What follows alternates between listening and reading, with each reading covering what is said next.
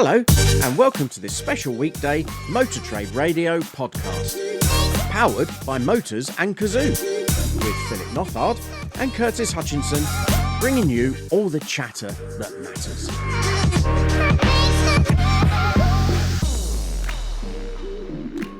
Hello and welcome to this, the first of our new monthly podcast episodes looking at the performance of trade values with Brego. At the end of each month, we'll be joined by Rupert Pontin, Head of Insight and Communication at Brego, who will take us through the key trends impacting used car values. Brego was founded in 2019 to improve the accuracy of current and future residual values and develop high-quality, reliable solutions for its customers in the dealer, OEM, and finance sectors. Using a unique valuation and forecast methodology, Brego prides itself on providing world-class retail-driven pricing insight from the widest available market data set in the UK. To achieve this, it collects up to 1 million retail prices daily and uses a historical database with over 2.2 billion data points. Three of the key themes for this episode, and indeed over the coming months, will be pre-registrations, Chinese OEMs, and EV values and forecasts. So welcome to the Motor Trade Radio podcast, Rupert. That's quite an impressive data set you guys at Brego have. It looks as though we're going to have plenty to talk about. Yes, hi. Thanks, Curtis. It's great to be here. Yeah, we've got an amazing set of data, really, that has been building over the last 7 or so years, and very, very comprehensive. And I think the sort of neural network valuation methodology we use is unique. And it took years to train the model to be able to be as accurate as it is. But once you train that model to a very high degree of accuracy, it can actually function using very, very small volumes of data, which is why we are able to be so accurate in the sort of supercar sectors where there's very, very little data around, as well as obviously being accurate where you have more data as well. But yeah, it's a really, really good bit of kit. And Simon and Philip Hunt, who are the co-founders, did a really, really good job of developing that. Yeah, excellent. Well, Philip and I have been really looking forward to this. Yeah, no, welcome, Rupert, and I think with this, knowing you personally, that having all that data at your fingertips and giving you that insight, it's going to be some fantastic conversations with you over the months. So, I mean, a huge warm welcome, Rupert, and I for one looking to hear your take on the current trade value and how they're performing. So, let's get things underway. And can you tell us a little bit more about Brego's approach to trade values? I mean, you just touched it on a little bit there in terms of that methodology. Have you got anything else you can share with the audience? Yeah, I think so. I think we are very much a retail-driven product. We, as Curtis pointed out, we look at a huge volume of retail data. We also do take some data from our customers, and those could be customers in the lending space or customers in the dealer space, and they give us an element of visibility on what happens within the trade market. But we create a trade price driven back from the retail price because, these days, many dealers and people that operate in the automotive sector acknowledge that retail back is the way in which it is best to operate their businesses. But getting that trade figure right is very, very important. And by virtue of the fact that we have this neural network that requires sort of very limited volumes of data, once we've got it right, if you see what I mean, we're very confident with the accuracy on the trade values. It's I think that's probably the best way to describe it. So it is retail driven, but very important to get those trade figures right. And I mean, we talk about the audience of your customers and where you operate, but obviously one of the big markets for you is the dealerships, the retail dealers in the UK. And for the benefit of the listeners who run dealerships and dealer groups, you want to explain your Brego dealer platform is to them? Yeah, sure. I mean, the dealer platform was built because it's all very well coming up with some trade and retail values and having the accuracy there, but actually, it's the way in which one starts to use the data that's important. So, for the larger organisations, they can use our APIs, and that's absolutely fine. But actually, a lot of the value in the data for the large dealers, but also particularly the mid-sized and smaller dealers, is the ancillary information that comes along with the valuation. So, for each vehicle that somebody values, we not only give the current valuations, trade and retail, but we also give a future valuation curve on them. And we also give all sorts of supplementary information, such as previous advert listings, similar vehicles in market, a desirability aspect. So the platform was built to deliver that information to the dealer in an easy to use and constructive way. The other thing that is very good with it is that it allows dealers to be able to benchmark themselves against other dealers, either nationwide or local dealers, to be able to see what stock they've got, to be able to see what their stock turn is like. And it's a very, very comprehensive tool that enables them to help manage their business significantly well. And, all those bits and bobs for the larger dealer groups, are available via our API as well. So we offer a comprehensive feed across to the trade as a whole. We do actually have a secondary platform, which is a lender platform, which presents the data in a slightly different capacity, but again, more tailored for the lending space than for the dealer. We made sure the dealer platform had the KPIs in the right place to make life easy for them. Now, Rupert, before we look at April's used market trends in detail, let's start with the typical benchmark for trade values, which is 3 years, 60,000 miles. But can you explain why you don't think that's necessarily reflective of real world usage and how that actually shapes the figures we'll be discussing? Sure. I think we saw the significant change in the way in which we all live off the back of the pandemic. And one key part of that was the amount of time that people spend in a car, either traveling to meetings or traveling for social purposes. And that change in the way in which we travel has made a significant difference to the output and the type of vehicles that come back into the used car marketplace. So where we have that traditional 3 years, 60,000, I think that is still in part relevant into the fleet and contract hire and leasing sector, because that's what they've always worked with. But the reality is that when you look at the data on vehicles that are used today, we see a very different picture. So actually, at 3 years old, the average mileage in marketplace for a 3-year-old car is 28,247 in April. So that is a true reflection of the fact that people just don't travel in the same way that they did. And even from sub 1-year-old vehicle, the average is 4,635 this month. So a really different view of how much usage a vehicle has, and that naturally reflects itself in a different type of valuation and depreciation curve, where we find now that retail pricing sits higher, retail and trade pricing sits higher than it did a few years ago. And just following on from that, Rupert, do you have a sort of typical average for those non-fleet, non-contract hire cars? Well, and so yes, you're right to ask that question, Curtis, because that 28,247 does include fleet vehicles as well, because we're looking at a whole market. It's very difficult to identify for us to be able to look at the whole market retail information and say that was a fleet car and that was a private vehicle.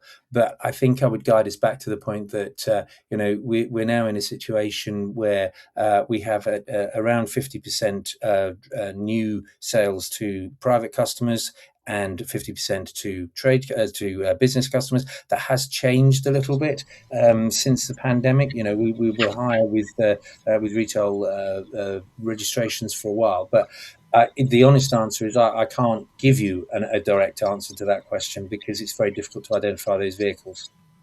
And I mean, Rupert, thinking about April now and what's been happening, we sort of, first month following the first quarter of the year, straight after the new plate month there.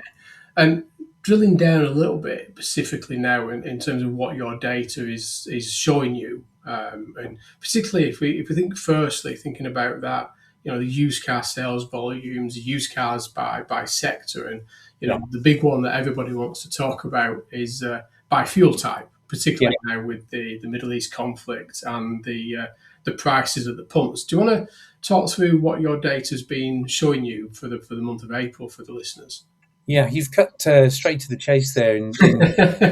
You've gone right for the hot potato, which is the right thing to do under the circumstances. So, in terms of total sales for the month of April, and given this, we're looking at data that is, arguably we've got 2 more days worth of transactions to filter into it.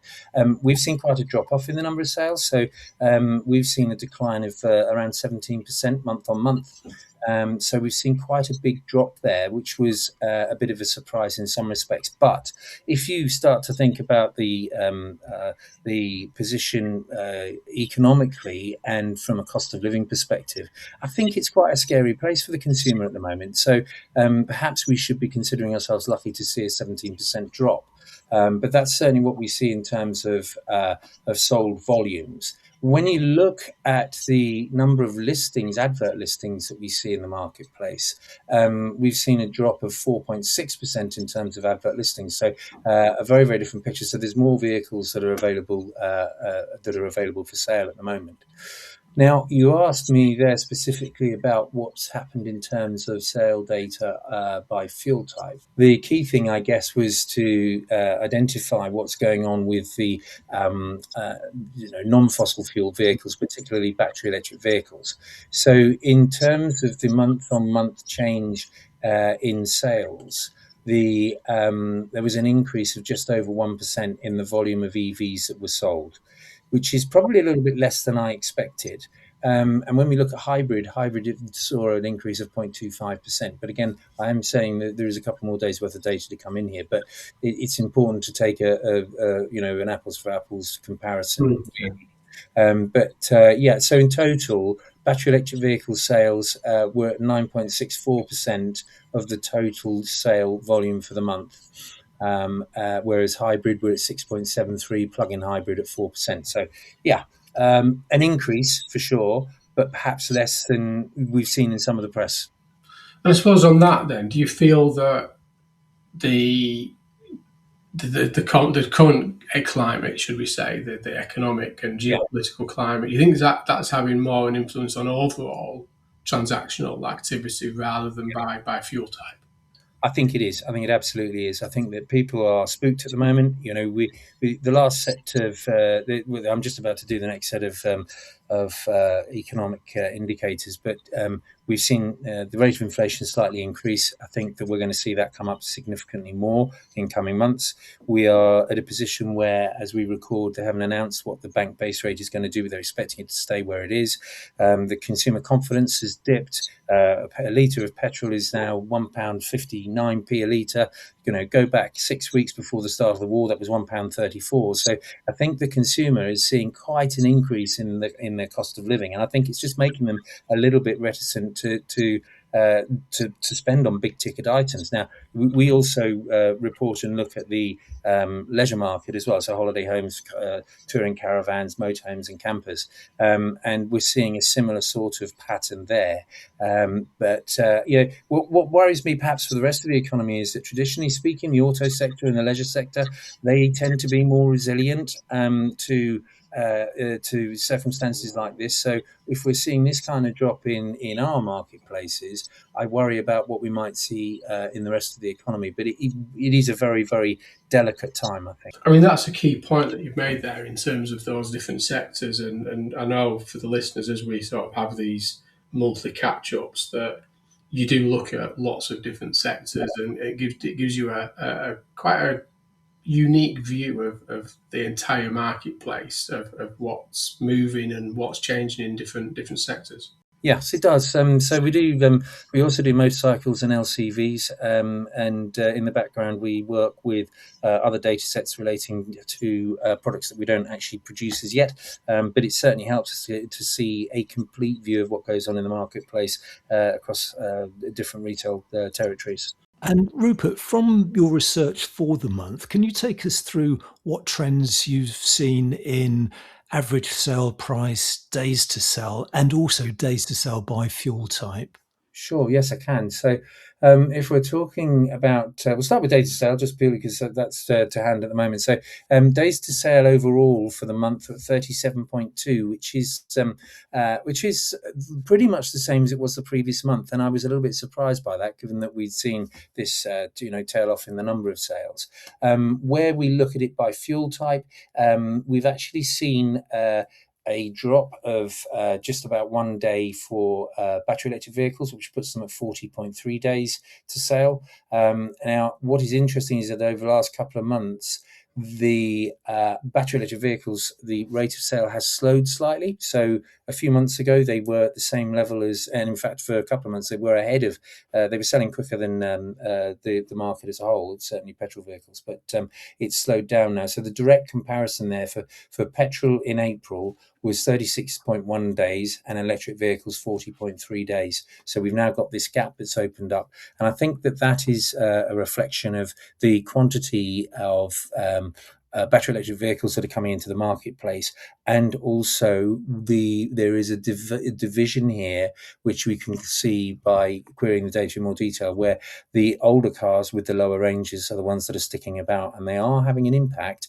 on that overall days to sale. Oh, that's interesting, isn't it? So those older generation ones are actually adding to the days to sell because they're taking so much longer proportionately.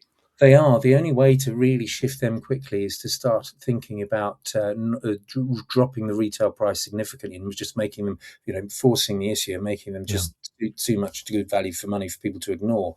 But we are seeing, the three of us are aware that when you look at what new product and what sort of pre-registered product, which is another thing we need to talk about, that's coming into the used car market now, we're seeing some consistently high ranges. I mean, the latest BMW iX3 with a range of over 500 miles, the recently announced Mercedes C-Class with 480 miles.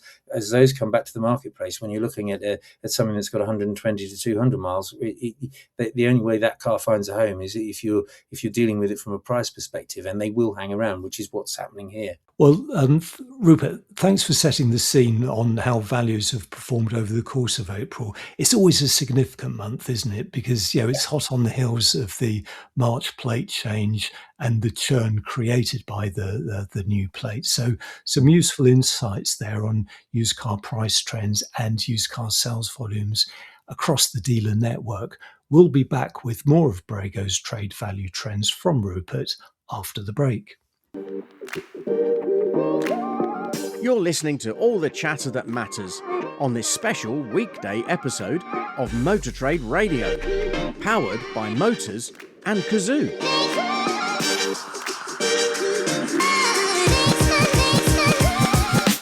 Welcome back. And Rupert, as part of your monthly analysis and probably daily work that you're involved with, but you look at the retail advertised volumes, and can you explain why this metric is really important to those listening, and what trends you've identified throughout the month of April? Yeah, sure, Philip. I think from our perspective, it is one of our primary sources of information, but it is also key to be able to highlight to customers and users of the product that we're looking at a whole market, not just an individual advertising platform or an individual source of data from an auction or something like that. So it's very important that we look at the total volume of vehicles that are out there in the marketplace.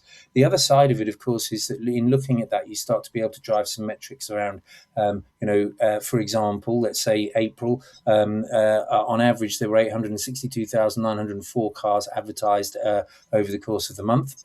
And if you then look at the total sold in that period of 349,379, then you can start to build some metrics that say, okay, well, what percentage of that whole market was that? So sales for the month of April were 40.4% of the total number of vehicles advertised, whereas in the previous month, sales were 46.5%. So you'd be able to start to build some really interesting metrics that show you how the market is flowing, what the volume of stock is like in sales. The other important thing that we like to look at is to be able to see what the difference is between what the retail advertised price of that vehicle is overall and what the sale price of the vehicle is overall, which gives you an indication on how hard the dealers are having to work to sell the vehicles. Do you see what I mean? Yes. Yeah. So, as a direct example on that, in December 2025, the change between the originally advertised price and the delisted price or sale price of the vehicle was 10.6% in December, whereas for this month it was 7.5%. So the And discounting is softened. yeah, they haven't needed to do it, and you know, you and I have been around the block a little bit, I have to say, and so we kind of know that there is a cycle to this, but it's really interesting to watch that cycle and actually see it play out. So for us, really important to be able to see both sides, the advertised side and the sold side, so we can start to drive some cool metrics around what goes on in the marketplace. And of course, those are invaluable to the dealer too, because we're looking at it at a high level here, but some of the tools you can use through the Brego platform allow you as a user to be able to query our data set and be incredibly specific, down to individual model and trim derivative, and ask the system to give you data on how that is performing by region, by price range, by age. So it's invaluable information to help our customers. And talking about that, I mean, thinking going back to sort of April there, looking at that days to sell, across the board, but more specifically, and it's back to that fuel type question that we talked about earlier. Are you seeing any trends around, the days to sell throughout the month of April? You talked there about obviously that discounting side of things, but what about the days to sell? What trends are you seeing through April on that? Well, generally speaking, in April, the days to sale have increased for most fuel types, is a simple answer. But only via a very, very small amount, because as I said to you, the overall figure for the market was 37.3 in March and 37.2 in April. But just slight nuances. Petrol took slightly less, diesel took slightly more, electric took very slightly less, but hybrid were pretty much the same, and plug-in hybrids were the same as well. So actually a fair degree of stability at this time of the year. I'm very worried about what will happen in May, though. I mean, this is the question, isn't it? Where we still at this point that we're not, we haven't got long enough data sets to show any sort of significant changes in the market. That actually over time, that's when we might start to see that shift in performance. Yeah, I mean, there is a pattern year on year where we can see, obviously in December and January, we were sort of mid 45, 46 days to sale. But then that drops quite quickly as we start to see the dealers that have cleared out of that of stock that sat there over the 2-week Christmas period. So if you run that through from January 26, where we were at 45.2, in February we were at 40.5, in March 37.3, and I would have expected under normal circumstances to have seen April drop perhaps down to 35, 34 days to sell overall. And that's where we've got this slight stumbling block. And, if you then look at what would happen in May, May last year, it had just stabilized at a similar sort of level as to where we are now. But, who knows we just don't know what's going to happen over the next few weeks. And Rupert, your analysis also covers the month's best sellers, fastest sellers, and slowest sellers. Who were some of April's winners and losers? What stood out for you? Well, we had, it's interesting. The best-selling cars in April, the top three, were a Tesla Model 3, a Tesla Model Y, and a Fiat 500 hatchback. And they were, in terms of volume, those were the top sellers.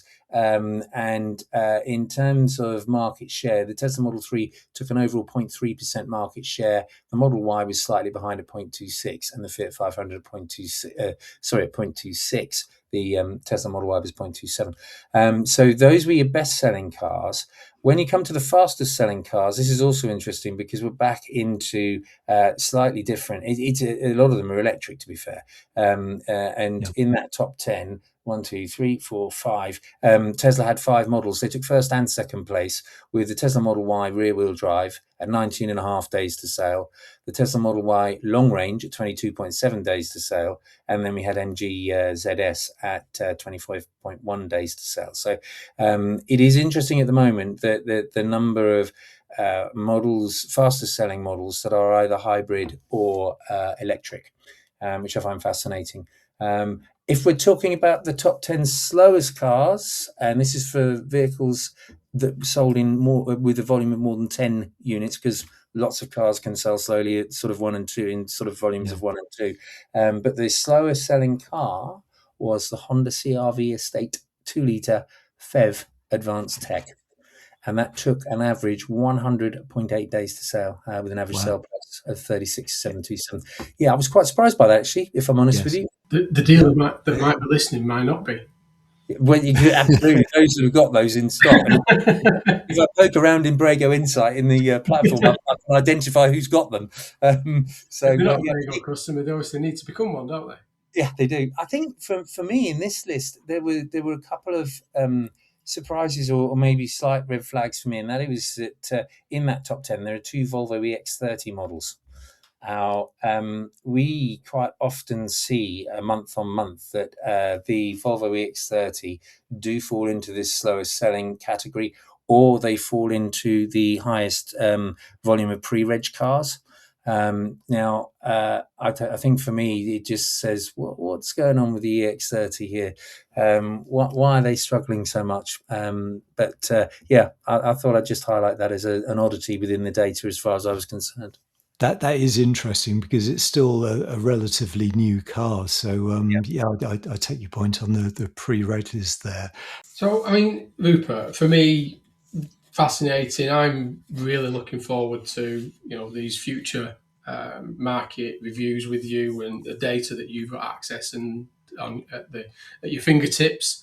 And as you say there, sharing some of the insight that's accessible, to those Brego users, whether in the lending space or the dealer space or whatever sector they operate within. And as you said right at the start there, whether they're dealing with cars, LCVs, or that leisure sector, you've got the data there to support and help their decisions. So I think for me, this first conversation with you is fascinating. So that data that you can have access to and drill down to, that gives you that informed decision for the users of the Brego Insight. Yeah, no, I'd agree. There's an awful lot of data that we can drill into, particularly around the cars. And it can be absolutely key to dealers to be able to look at things on a very local basis, see what their local dealer, what their competitive dealers locally are selling things for and why, and it helps them to be able to build a pricing strategy and a stocking strategy, as well as just being able to just generally value vehicles. You know what I mean? It really is a huge added value rather than just a valuation tool. But that's all for the first of our special monthly podcast episodes with Brego. Many thanks to Rupert for joining us. We'll catch up again this time next month to see how May performed. Thanks for listening. We really hope you found these insights useful. Philip and I are back with all the big car retailing headlines this weekend. Until then, it's goodbye from me. And it's goodbye from him. Thank you for listening to this special weekday Motor Trade Radio podcast, powered by Motors and Cazoo. Philip and Curtis will be back with the week's big motor retailing headlines on Saturday.